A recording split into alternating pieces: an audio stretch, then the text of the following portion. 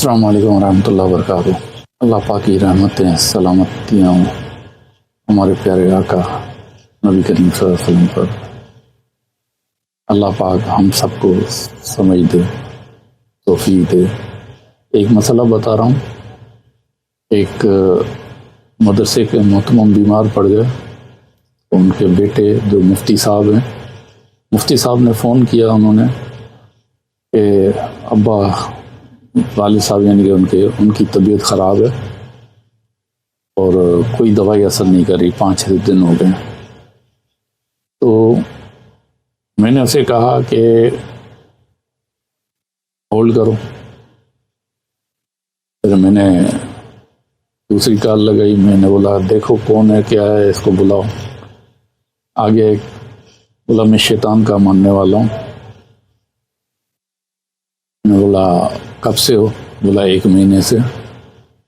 میں نے اس سے بولا کہ یہ تو 4-5 دن سے بیمار ہے، تم بولے 1 مہینے سے ہوں۔ تو اس نے بولا صحیح 1 مہینے سے یہ بیمار ہے اور پوچھ لو آپ 4-5 دن سے اس کو دوائی اثر نہیں کر رہی۔ تو میں نے اس سے پوچھا، کال پہ تھا تو اس سے پوچھا کہ یہ تو 1 مہینے سے بیمار ہیں؟ تو بولا ہاں 1 مہینے سے بیمار ہے اور 4-5 دن سے دوائی اثر نہیں کر رہی۔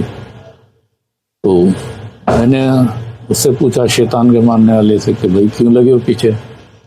بولا سائیں مولوی صاحب قبرستان سے گزرے تھے تو مولوی صاحب نے آیت الکرسی پڑھ کے اپنے ہاتھوں پہ پھونک مار کے پورے جسم پہ ملی، میں دیکھ رہا تھا۔ تو میں نے سوچا مولوی ہیں اور آیت الکرسی پڑھی ہے، تو میں نے بولا دیکھوں، چیک کروں، تھوڑا چھیڑوں۔ میں نے تھوڑا سا چھیڑا تو مولوی صاحب کی حالت خراب ہو گئی، آیت الکرسی نے بھی اثر نہیں دکھایا۔ تو یہ مسئلہ ہے۔ تو آج کل تو آپ لوگوں کو آیت الکرسی بھی نہیں بچا پا رہی۔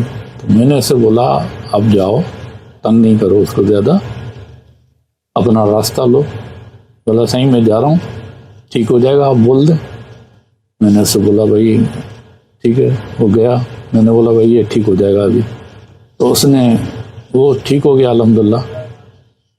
تو یہ بتانے کا مقصد یہ نہیں ہے کہ کوئی مولویوں کی توہین کرنا ہے، نہیں، بتانے کا مقصد یہ ہے کہ آج کل ایسا کیوں ہو رہا ہے، ہمیں اس پہ غور کرنا چاہیے، سوچنا چاہیے کہ مولویوں کے ساتھ بھی ایسا ہو رہا ہے تو عام لوگوں کے ساتھ کیا ہوتا ہوگا۔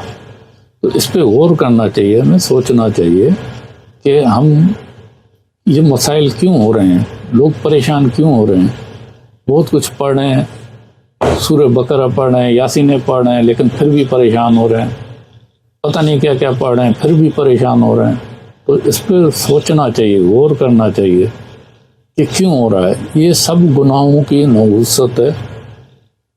ایک شخص گناہ بھی کر رہا ہے اور توبہ بھی اگر کر رہا ہے، استغفر اللہ ربی استغفر اللہ ربی، اور گناہ نہیں چھوڑا، تو یہ استغفر اللہ ربی کس کام کی؟ ایک شخص گالیاں بھی دے رہا اور درود شریف بھی پڑھ رہا ہے، تو اس کے ساتھ تو پرابلم ہوں گے نا۔ تو بہرحال مہربانی کر کے غلط مت سمجھیے گا اور اس پہ غور کیجیے، سوچیے کہ یہ کیوں ہو رہا ہے آج کل۔ السلام علیکم ورحمۃ اللہ۔